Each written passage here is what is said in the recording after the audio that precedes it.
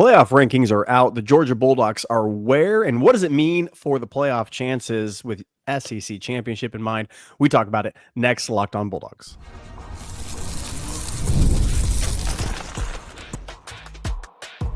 You are Locked on Bulldogs, your daily podcast on the Georgia Bulldogs. Part of the Locked on Podcast Network, your team every day. What is up, everybody? Welcome back to the Locked on Bulldogs podcast. He, of course, is Clint. I am Daniel, and this is the Locked on Bulldogs podcast, part of the Locked on Podcast Network, your team every day. Today's episode brought to you by the fine folks over at Game Time. Download the Game Time app today. More on Game Time in a moment. But Clint, we're back with the first listeners. Thanks for making us your first listen of the day. Thanks for being an everydayer. We appreciate you guys. You make the show go. And football is still footballing for the Georgia football team. There's still interesting games ahead. There's a lot to discuss. Some people's season is over. Some people are hoping Vanderbilt wins so that they can be relevant again. Do you realize where you're at? Like, just listen to that and let it wash over you again. You are cheering your for hopes. Vanderbilt. Oh, yes, sir. So that people will have to watch you play football more. That's the thing that you're doing. So wild. That's not Georgia. That's not, we don't care what Vanderbilt does this weekend. Not a concern at all. So Georgia is obviously got the big matchup against Georgia Tech coming up. Yeah. We're going to talk about, give our official predictions for that on Wednesday's show. Because we got that and other locks because of the Thanksgiving holiday and lots of games. Mm-hmm. And then on Thursday's show, we're doing what Kirby's doing. We're treating Thursday like a Friday. Yeah. You understand? It's our Friday. So we're going to do excited, nervous, don't sleep on. For sure. And then excited, nervous, don't sleep on. And then on Friday, we will have an overreaction show on Friday night, Clint. A little late night, Friday night overreaction. What could be better? And if there's anything to overreact to on Saturday's games, we may just pump out an overreaction show on Saturday night too. I won't. Why wouldn't I not? So that's a preview of what's coming up. So today we want to talk about these new college football playoff rankings. Clint, stop me if you've heard this before. The committee is showing you very clearly that they don't know what the heck they're doing. Clint. They don't have a criteria. That's why they won't tell you the criteria. Do you understand? Stop asking them to do something they're not physically capable of doing. It doesn't exist. Do you know that friend that is always single? Okay, the friend that's always single, and they go out on lots of dates, and then they come back from those dates, and they're like, oh, they're not the one. And I could just tell they're not a good fit. And you're like, okay, great. What is it that makes them not a good fit? And they're like, I don't know. They ate pudding with their fork, or they which would be kind of weird. But what are you doing eating pudding on a first date? You know, like these are the questions we should be asking. You're the one for setting up the pudding on the date. You failed them. This is who the committee is. The constantly single person who's a loser that never gets invited to parties. And when you ask them why you have no friends and no one wants to date you, they're like, well, because I have certain criteria. And they're like, great, list them. So I'll go find the person. If you tell me what it is, what do we care about? Do we care about wins and losses? Is that what we care about?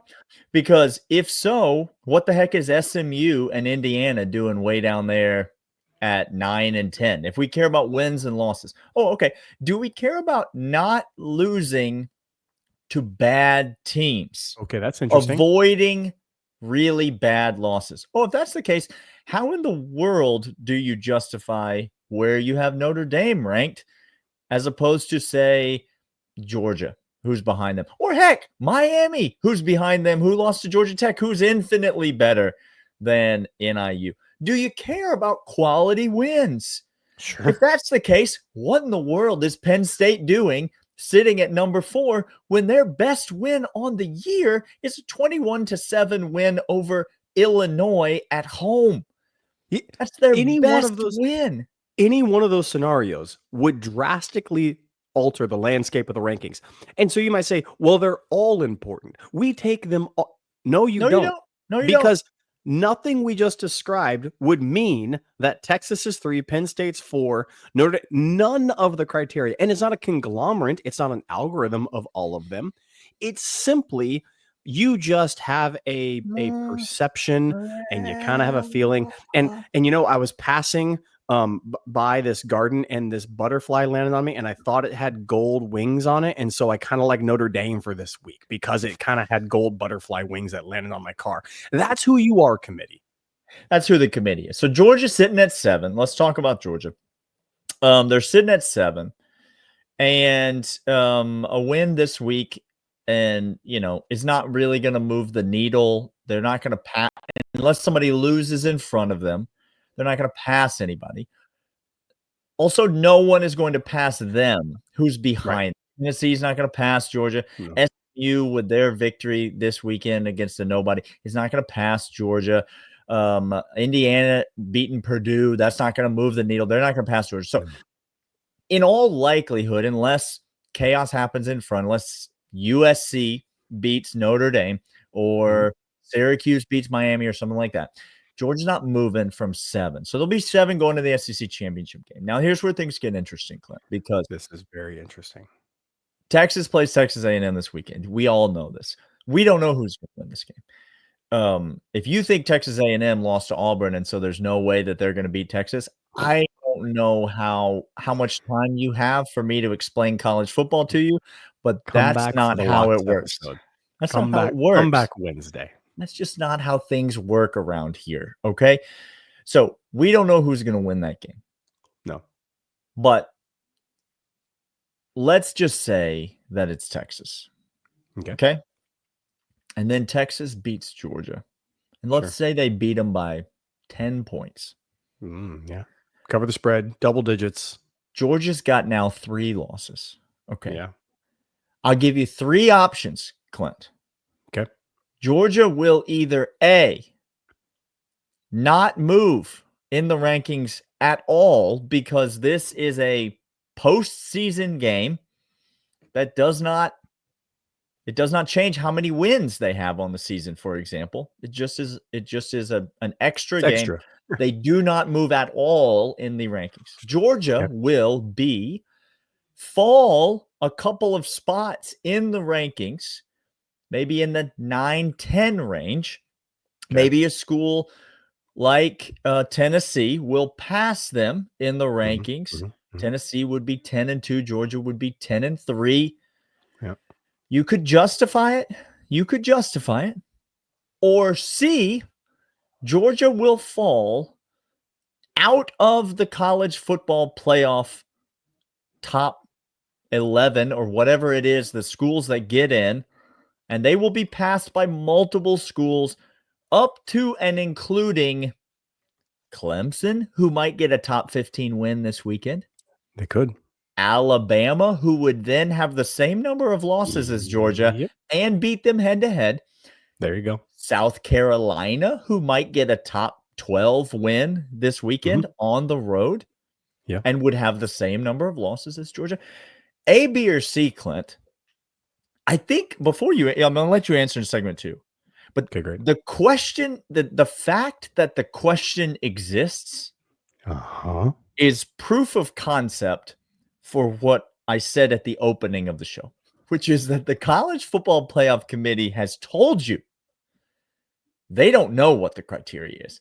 They do not know what they're going to do in that situation. And Georgia fans, I'm just here to tell you, we're going to talk about what we think might happen in segment 2.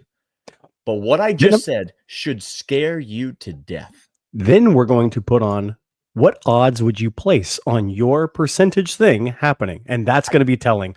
Spoiler alert, first, you should be scared to death. But first these. And these are, in fact, Game Time. Game Time is out there doing everything that you need to get into the action and get into the stadium or the concert venue that you are choosing. GameTime.co, Game Time app. Download it today.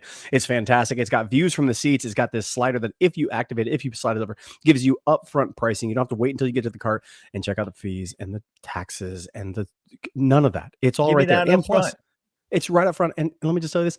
They're the cheapest in the game. How do I know? Because I spent exorbitant amount of times trying to do this with so many tabs open. It was disgusting.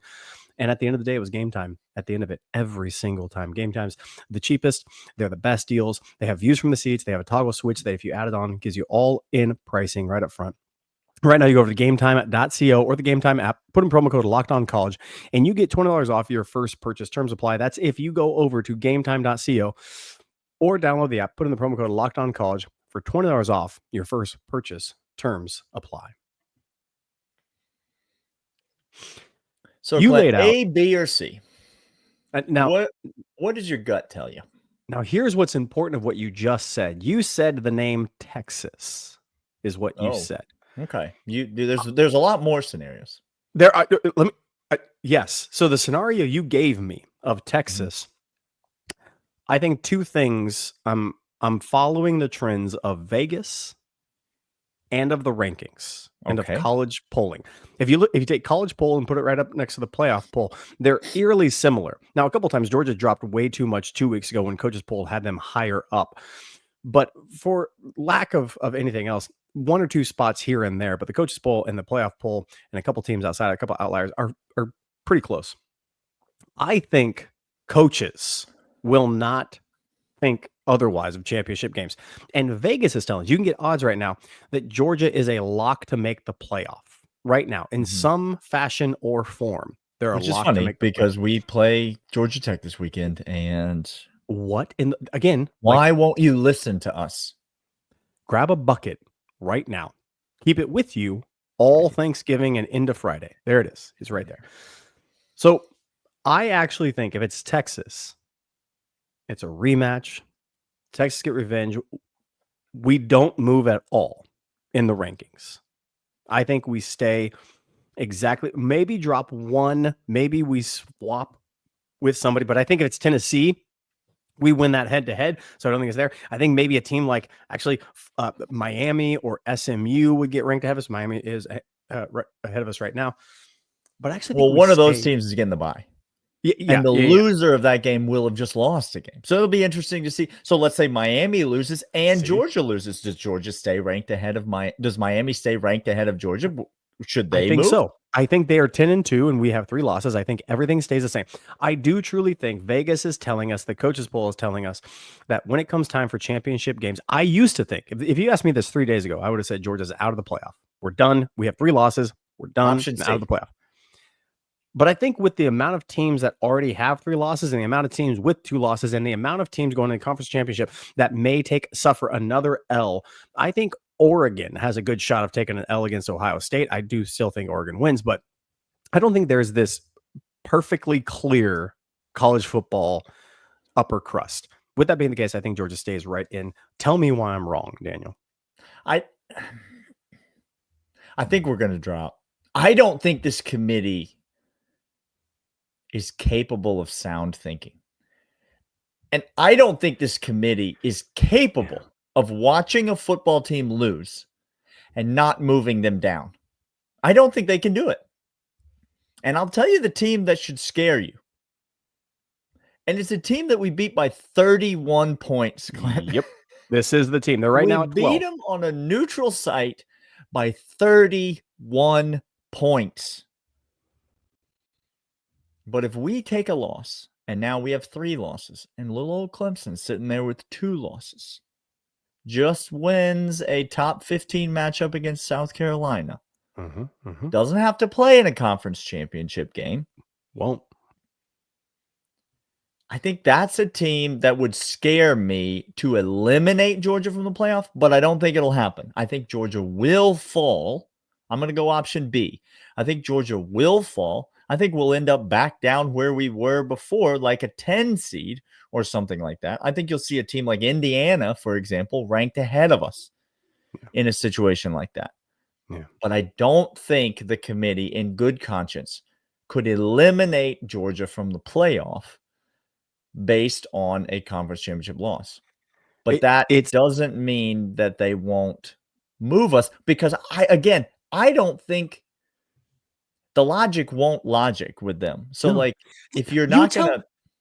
You tell me, in what scenario, if you showed up to work and you worked at a company that said, I'm going to pay you based on what I see from you. And you go, great, tell me what to do. And they say, nope, I'm just going to observe you. And then I'll pay you at the end of the day. But I will pay you based on my observations. Based on my observations of what you're doing. And you're like, okay, do you have a job description? Nope. No. I'm just going to watch you. You would never walk into that job. If you walked into a test and the test answers, the key to the test is yet to be determined. And I'm not going to tell you the subject. And actually, I'm going to use geometry. You just choose A, B. You just choose A, B, C, or D. And then we'll decide. They're all blank. There's nothing in the answers. But you just choose which one you think, and then we'll fill in the correct, like which one was the correct answer. We'll fill that in later. So with that, it should terrify you. Clemson should terrify you. The conference championship is really going to be interesting. Arizona State right now getting into the playoff bracket because they will. I mean, projected. One of those teams, Arizona State, Iowa State, BYU, one of those teams is going to be in the college football playoff. Yeah. There's no reason to complain about it. There's like it or not. Either Boise or Tulane probably is going to be in the college football playoff. There's no reason to complain about it. Like those spots are already determined. You can't look at those teams.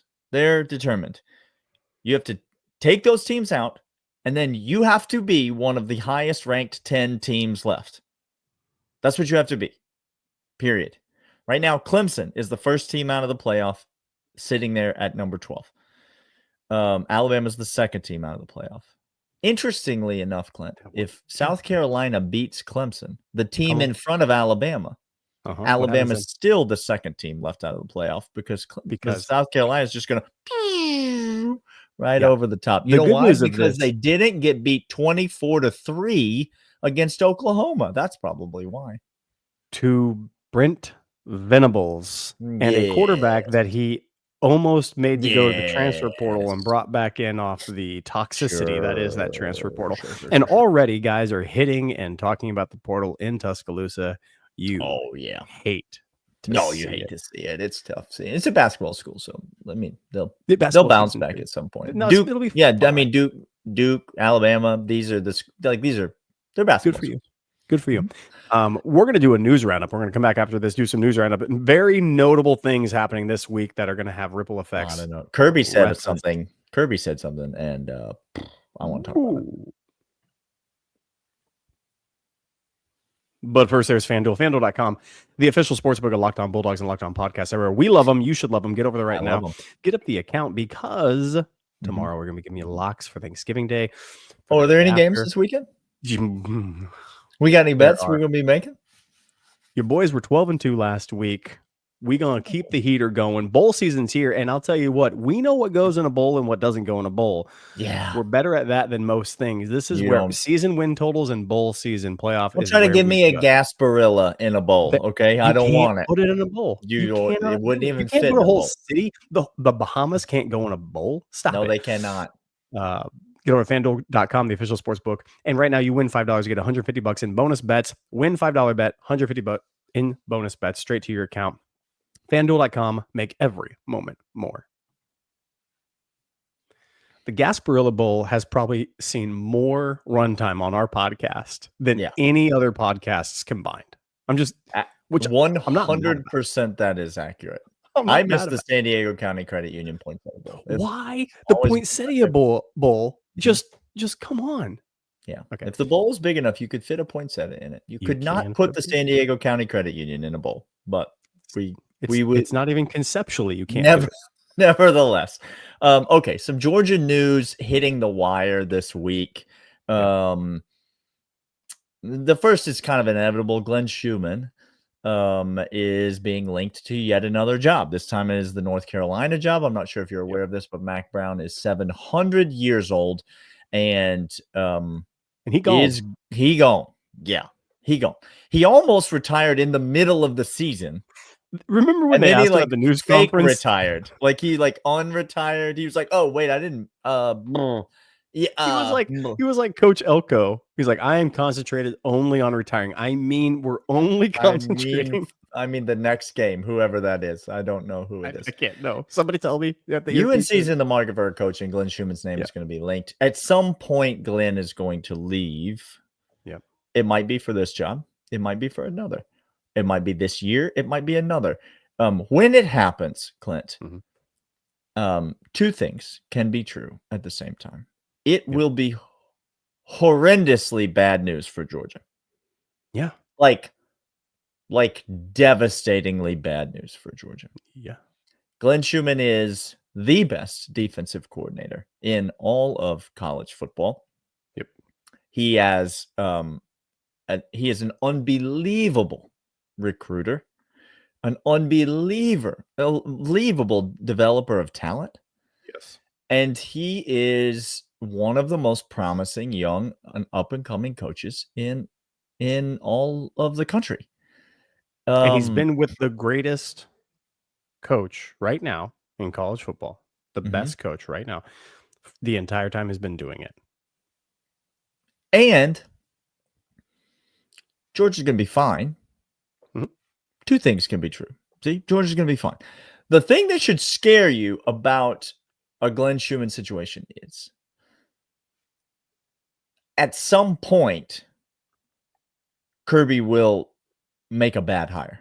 Yeah. It's inevitable. Nobody bats 1,000, right? And on the defensive side, what a bad hire is going to look like is drastically different than Jimmy what C. James Coley was as an offensive coordinator. That's right. Right? That's like, love you, James, as Love a you. wide receiver coach. But we don't want to see that offense again.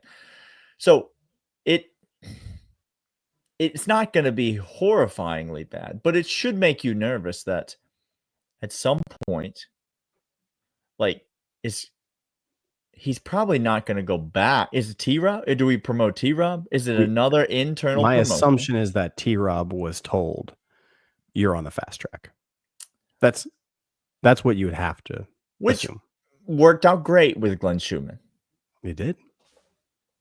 Will it work out great the next time? These are the questions. Yeah. Second thing, Colby Young back with the team practicing. I need Chip to stop. Could I ask a question about it? Could I ask a question about Colby Young? What's his availability for Saturday? Is he going to be able to play, Clint, on Saturday? No one knows, Daniel. No. Oh no. But what if I ask somebody about it? Would they tell me then? They would not. Oh, okay, Chip. Okay, sorry Chip, about that. You're the worst, Chip. Like, you're the worst. That other guy got fired. I was just going to say, come on our podcast. We have a history of getting guys fired that can't do their job accordingly. So please come on this show. Yeah, open invite anytime to get fired. That'd be great. Kirby said something else about a player not named Colby Young. Colby Young, by the way, I think will play for Georgia this year. Yes, he will. I think that will happen. Yep. The legal process is going to have to play itself out. That is the only thing standing between it. Clearly, Kirby Smart, this guy's back with the team. So clearly cleared by NCAA and everything that they did their side. We're just waiting on the legal process to run its course. Hopefully that happens in a timely fashion and he's able to play. If not this week, then next week. If not next week, then sometime in December when we play another game. Ernest Green got talked about. Yeah, he did. And Clint, I cackled because as did I. The question was, do you know if Ernest Green will be available this week? And Kirby that said, was the question. We don't know if he'll be available this week. He is working more. He is getting closer to being available. Yeah. And then Kirby said he's some. actually working at left tackle and right tackle. Well, there it is. Meaning Ernest Green's a right tackle now. Like that's the position he plays. Uh-huh. So don't lump him in with we have a left tackle. His name is Monroe Freeling, and he played an elite grade last week. Elite. Yeah. So he and Xavier Truss, Ernest Green and Xavier Truss, just jockeying over there for a spot at right tackle. And I'll tell you what, I feel great about it. I feel great about that competition. Well, I'm fine because Xavier Truss is going to win the competition. Well, he certainly seems to have a leg up in the competition at this point. But man, it was as close to a direct vote of confidence that you're going to get in a Curbinese type of situation, Clint, as you could ever hear. It seems as though the coaching staff is in agreement with us that what we have seen out of Monroe Freeling is it's too good to go away from. Don't mess with a good thing. You got a good thing going, don't mess with it. Yeah. Last bit of news, running backs getting healthy. Branson Robinson, Roderick Robinson being linked to participation turf toe as well as MCL sprain. Daniel, Sounds I'll like say Roderick is a little closer than Branson. I was just going to add, it sounds like the turf toe surgery. Now, here's what's unique about turf toe. And if you know anything about it, it's a wild injury. Like just basically the oblique of your foot. There you go. That's exactly what it is. If you've ever watched baseball before. When somebody says oblique, you just know, great. So either his career is over. They're done for the year. They're done forever. Or he could be back in 2 hours. Like he might be. Yeah. It might be a small bruise. We're not sure. It was bad sushi, or he can't never swing a bat again. Okay. Or his right arm fell off. Like that is one. Turf toe is a weird thing. You can't plan. If you can't plan, you can't do anything. But once it's healthy, you don't do anything until it is healthy, because the slightest little thing of those small little muscles and tendons and everything can set it off. You don't do anything. But when you're good to go, you are good to go. Like, it is not like a hamstring injury. You just rest the dang thing. You get it right. He had surgery. And it does sound like Roderick is more to the point of being healthier. And if that's the case, Daniel, you and I welcome that news. We love both Robinsons. But if here's to you, Roderick, Mr. Robinson. Roderick is ahead of the other Robinson brother. That's something we care a great deal about, because I mean, we were so excited about Roderick Robinson coming into the season. Yeah. Such a shame to lose him in the preseason like we did. I just think he offers something that this backfield does not have. When you have a Trevor Etienne, who by the way is not going to play this week. No, he's not playing. But he hopefully will be ready by December the 7th. I hope. Sure. I'm sitting over here hoping, Clint. That's what I'm doing. Okay, great. Good. Thanks for the update. Yeah. Well, people are listening on audio. They can't necessarily tell. That's what I'm doing. Yeah. Okay.